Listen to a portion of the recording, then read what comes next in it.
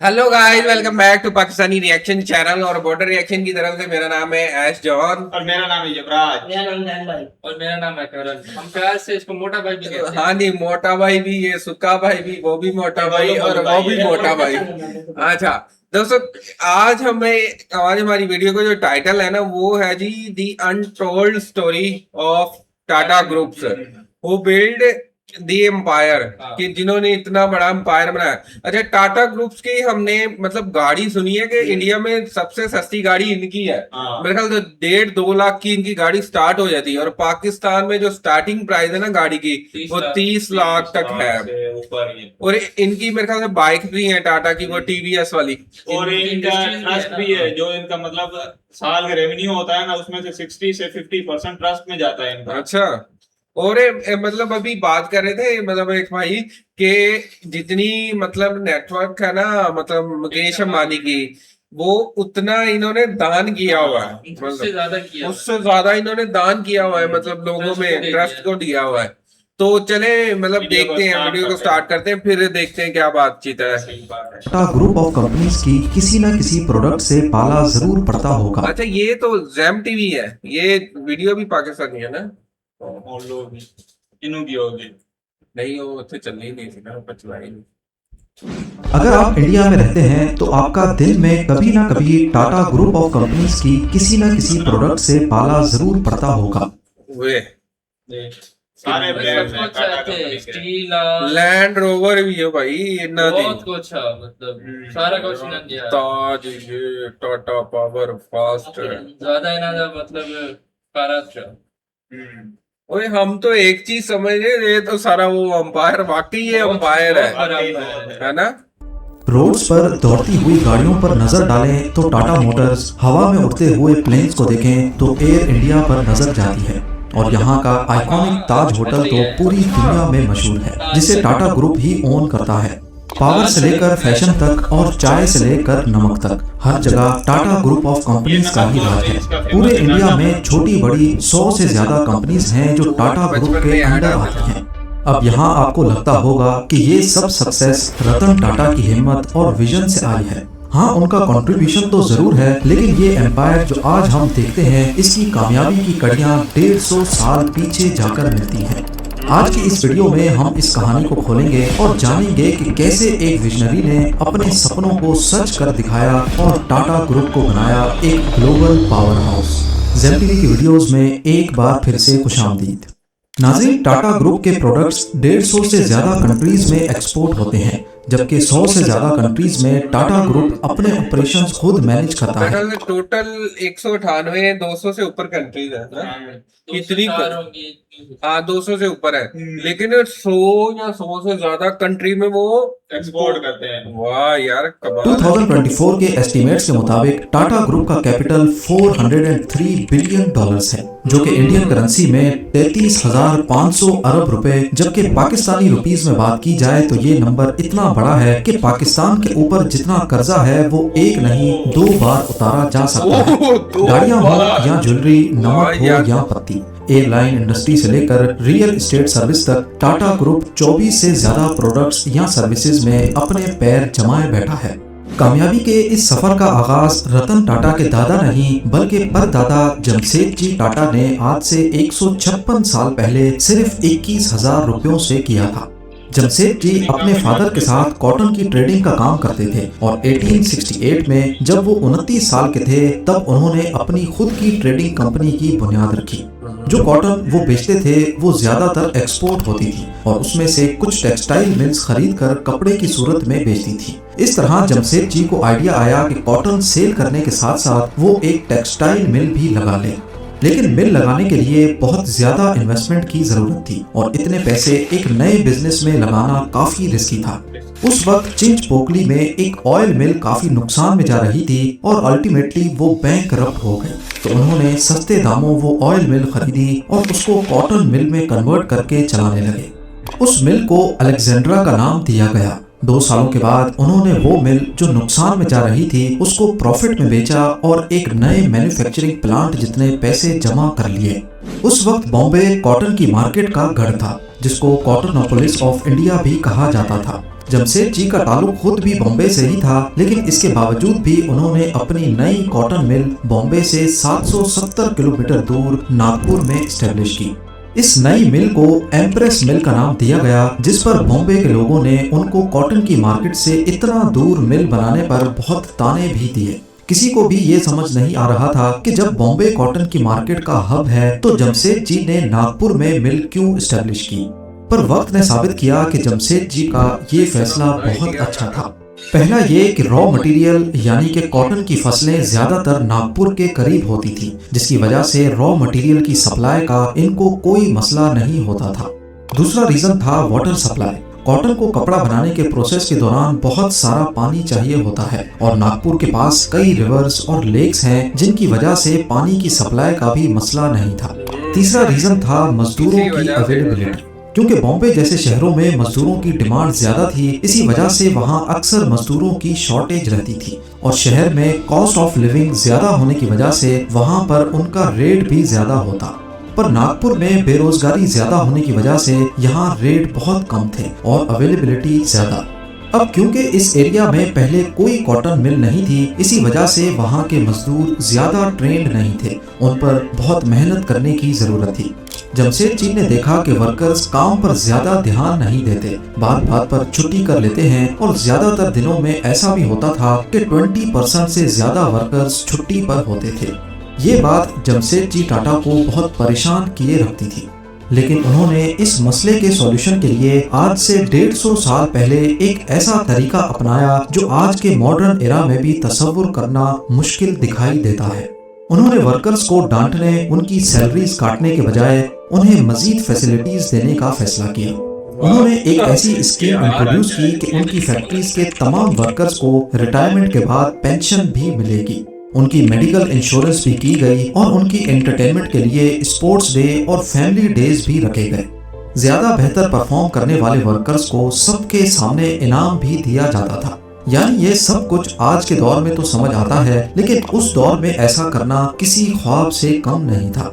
और मजे की बात यह कि उनकी ये स्कीम काम भी कर गई। वर्कर्स खुद को वैल्यूड फील करने लगे, वो कंपनी को अपनी कंपनी समझकर काम करने लगे।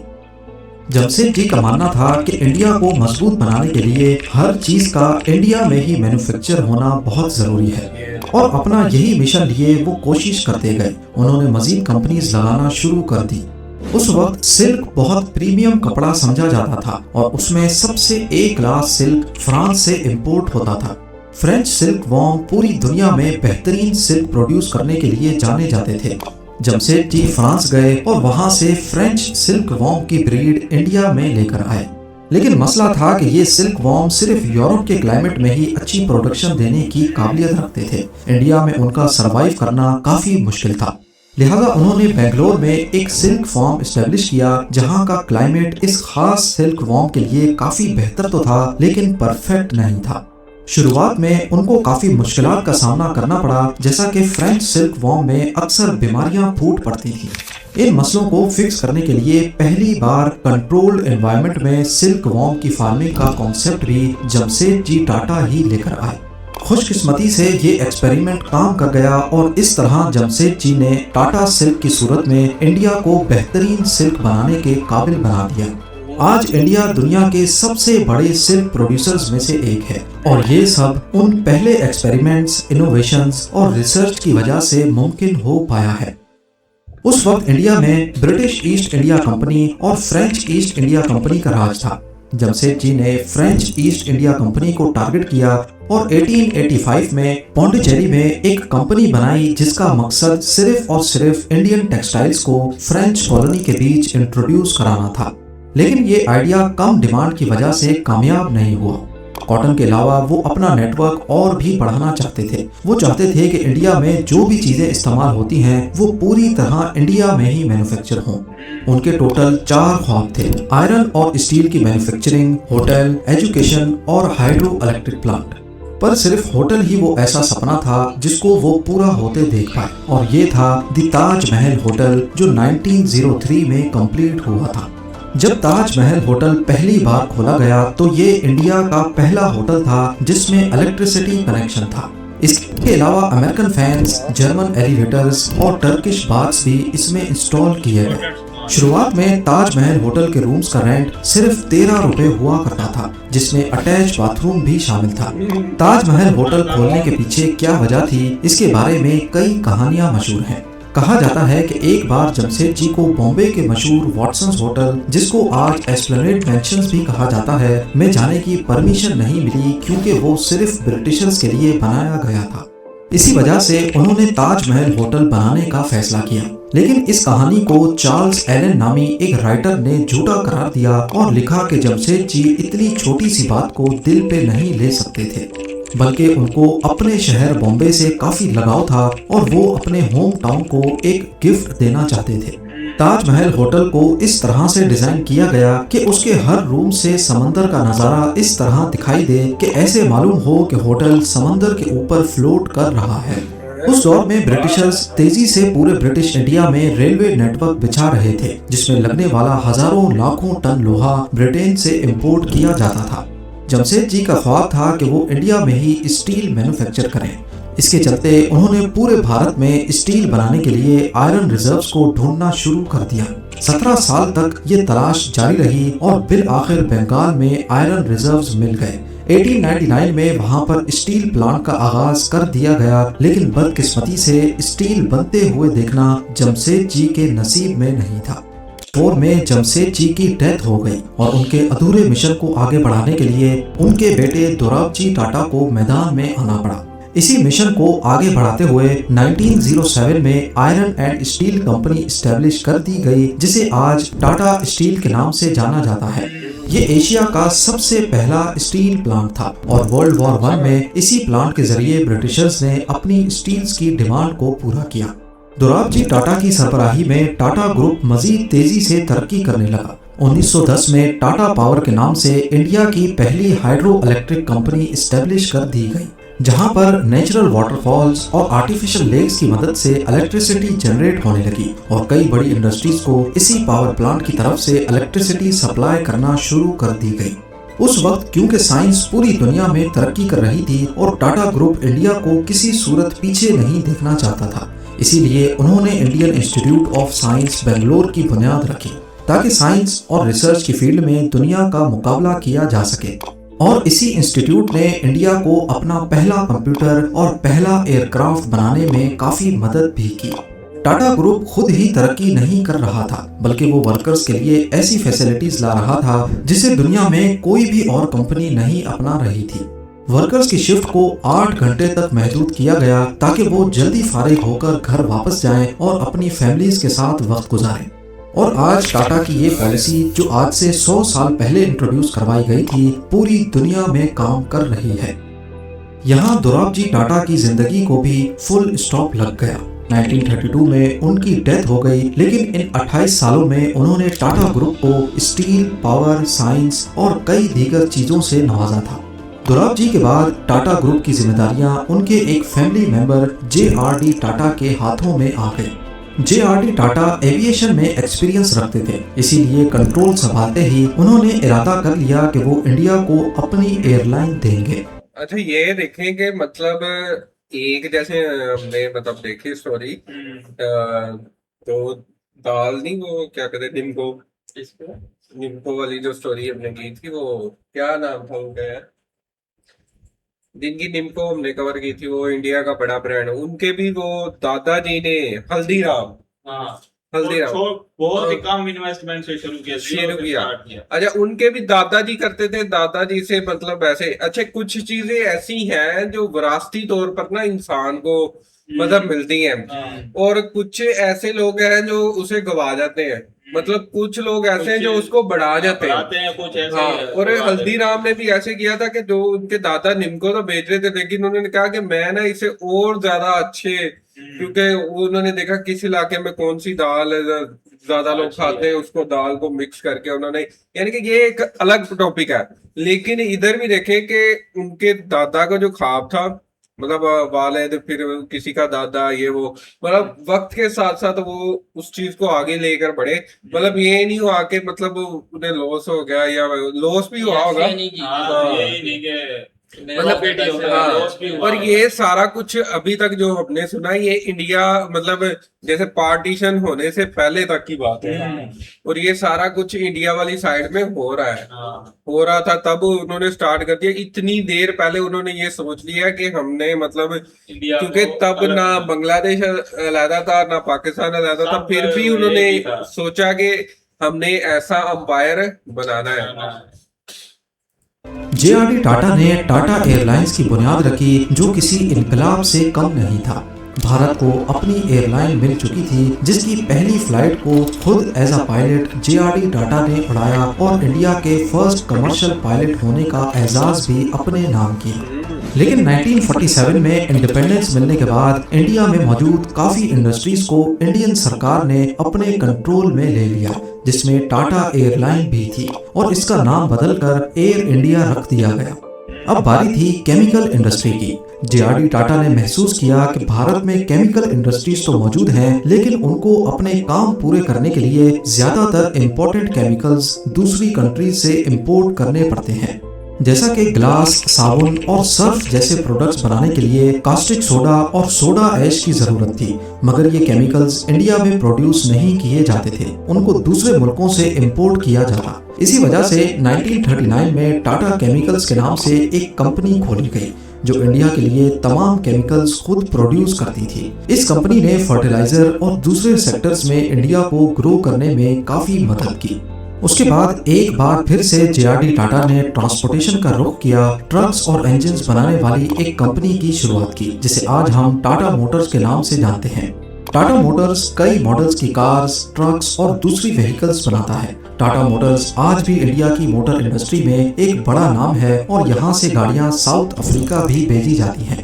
उसके बाद 1960s में जब कंप्यूटर्स और टेक्नोलॉजीज की तरफ दुनिया बढ़ने लगी, तो टाटा ग्रुप भी पीछे ना रहा।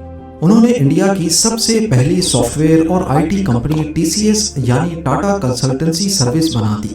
1984 में जे.आर.डी. टाटा ने महसूस किया कि भारत में लोग चाय बहुत शौक से पीते हैं, इसीलिए टाटा ग्रुप ने चाय की डिमांड को पूरा करने के लिए भी कदम उठाया। उन्होंने टाटा टी के नाम से एक कंपनी शुरू की, और वो कंपनी दुनिया की चाय बनाने वाली कंपनीज में आज तक एक बड़ा नाम है। इसके साथ साथ जे.आर.डी. टाटा अब बूढ़े हो चुके थे, इसीलिए उन्होंने बिजनेस की कमांड संभालने के लिए अपनी जिंदगी में ही अपने एक फैमिली मेंबर को यूएसए से इंडिया बुलाया। ये फैमिली मेंबर कोई और नहीं बल्कि सर रतन टाटा थे। शुरुआत में रतन टाटा को सिर्फ टाटा स्टील में जिम्मेदारियां दी गई, और उन्होंने टाटा स्टील को लॉस से निकालकर प्रॉफिट तक ला पहुंचाया। जे.आर.डी. टाटा बहुत इम्प्रेस हुए, और इसी वजह से उन्होंने 1991 में रतन टाटा को टाटा ग्रुप का चेयरमैन बना दिया। रतन टाटा क्योंकि मॉडर्न एरा के आदमी थे, इसीलिए वो हर चीज में टेक्नोलॉजी का इस्तेमाल करना चाहते थे। उन्होंने चेयरमैन बनते ही ये सोचा कि टाटा मोटर्स कार्स और ट्रक्स तो बनाता ही रहा है, लेकिन आज भी कोई एक ऐसी गाड़ी नहीं है जिसकी कंप्लीट मैन्युफैक्चरिंग इंडिया में होती हो, यानी कुछ न कुछ पार्ट्स बाहर से इंपोर्ट करने ही पड़ते थे। इसीलिए टाटा मोटर्स ने एक नया कार मैन्युफैक्चरिंग प्लांट लगाया, और 1998 में इंडिया की पहली कार इंडिका को लॉन्च किया गया। टीसीएस जो सिर्फ पहले बेसिक डाटा एंट्री और मैनेजमेंट का काम करती थी, उसे सॉफ्टवेयर डेवलपमेंट पर शिफ्ट कर दिया गया, और उसे दुनिया की लीडिंग सॉफ्टवेयर कंपनीज की लिस्ट में ला खड़ा किया। रतन टाटा के अंडर टाटा ग्रुप ने दुनिया के मशहूर ब्रांड्स को खरीदना शुरू कर दिया। टाटा ने उस वक्त की मशहूर टी कंपनी टेटले टी को एक्वायर कर लिया। टाटा स्टील ने कोरस ग्रुप को, और टाटा मोटर्स ने जैगुआर और लैंड रोवर जैसी बड़ी कंपनीज को भी एक्वायर कर लिया। 2012 में रतन टाटा ने अपनी बढ़ती एज की वजह से as a chairman Tata group resign कर दिया, और अपनी जगह पर साइरस मिस्ट्री को चेयरमैन बना दिया, जिनकी 2022 में एक एक्सीडेंट में मौत हो गई, और आज नटरंजन चंद्रास्करन टाटा ग्रुप के चेयरमैन हैं। टाटा ग्रुप आज भी तेजी से तरक्की कर रहा है, और जिंदगी के हर शोबे में सिर्फ इंडिया ही नहीं बल्कि दुनिया भर के लोगों के लिए अपना किरदार अदा कर रहा है। ये किसी एक शख्स की मेहनत नहीं बल्कि 150 साल तक कई लोगों के खून पसीने का नतीजा है। अच्छा दोस्तों, कैसी लगी आपको ये वीडियो? मुझे पर्सनली तौर पर काफी इंस्पिरेशन मिली, मतलब कि कैसे मतलब एक फैमिली ने जो स्टार्ट किया, मतलब एक बंदे ने 150 start किया, साल 150 पहले। साल पहले एक बंदे ने स्टार्ट जब किया, फिर आस्ते दुनिया आस्ते मतलब बढ़ता मुख्तलिफ गया। चीजों में उलझी हुई थी, लेकिन तब उन्होंने वो कॉटन मिल स्टार्ट की थी पहले मुंबई में। उसके बाद फिर अच्छा फिर इन्होंने ये नहीं किया कि ये मतलब ना कि ये मेरे कजन का बेटा है उसको ले आऊं, हाँ, ऐसा वैसे वो करके भेदभाव नहीं किया। वो नहीं किया। मतलब जिसको देखा कि उसके पास काबिलियत है बिजनेस करने की, उसको ले आए। टैलेंट को आगे उसकी वजह रखा से है, फिर ये कंपनी मेन बात ये टैलेंट को आगे रखा ये तो है, यही चीज है कि उन्होंने मतलब अपना जो बोझ है ना किसी दूसरे पर, फिर उसने अपना फिर किसी दूसरे पर, है। ऐसे मतलब सारा उन्होंने कवर कर लिया। और मतलब दिन ब दिन मतलब जैसे ये देखेंगे आपने वो देखा ना कि जैसे ही उन्होंने बैंगलोर में शिफ्ट की ना मुंबई से, तो लोगों ने उन्हें क्रिटिसाइज किया कि आप इतनी दूर क्यों लेके गए, नागपुर। लेकिन नागपुर सॉरी नागपुर में लेके गए। लेकिन उन्होंने कहा कि नहीं, उन्होंने काफी चीजें देखी किसी कि की नहीं उधर सुनी। कार्टून उधर मतलब कहते पास पास ही थी, फिर पानी की फैसिलिटी ज्यादा थी, फिर उधर के सारी लोग, facilities, हाँ, जैसे तो इसी वजह से उन्हें कहा कि उधर जो कॉस्ट आएगी ना वो कम होगी। तो ये मतलब एक बिजनेस माइंड था उनका। तो इसी तरह मतलब वो जैसे जैसे वक्त के साथ साथ, और मेन जो मोटिव उनका था ना कि इंडिया की चीजें जो है ना वो इंडिया में बनाने वाले, मैन्युफैक्चर इंडिया में, इंडिया में हो, मतलब बाहर से कुछ मंगवाना ना पड़े, इसीलिए उन्होंने केमिकल कारें इशारे सब कुछ। और ये देखें जैसे जो रतन टाटा जी जो लास्ट उनके थे इन्होंने किया कि मतलब उन्होंने देखा कि कुछ चीजें अभी भी इंडिया से बाहर मंगवाई जा रही है। हालांकि देखेंगे दादाजी का माइंडसेट इनके माइंड में भी है कि बाहर से कोई चीज नहीं आनी चाहिए। इन्होंने टोटली जो मैन्युफैक्चर इंडिया के अंदर वो मंगवाई और फिर जाके इन्होंने अपनी कार बना दी। तो बड़ी मतलब स्टोरी है। हम मतलब देखते हैं किसी इंसान की जो सक्सेस है ना वो वक्ती तौर पर, मगर ये है कि उसके पीछे बहुत से लोगों की पसीने मेहनत, की कमाई होती है। बहुत से लोगों की मेहनत है उसके पीछे।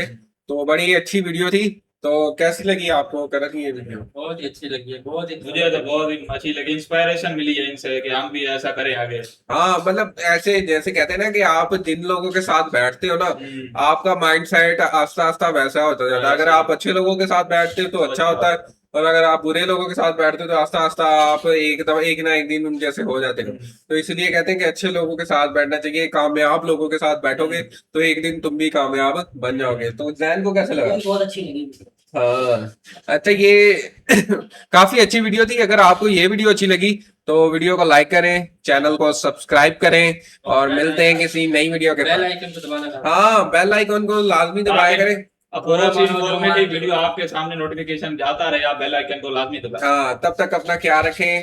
Take care. Bye bye. Bye bye. Bye bye.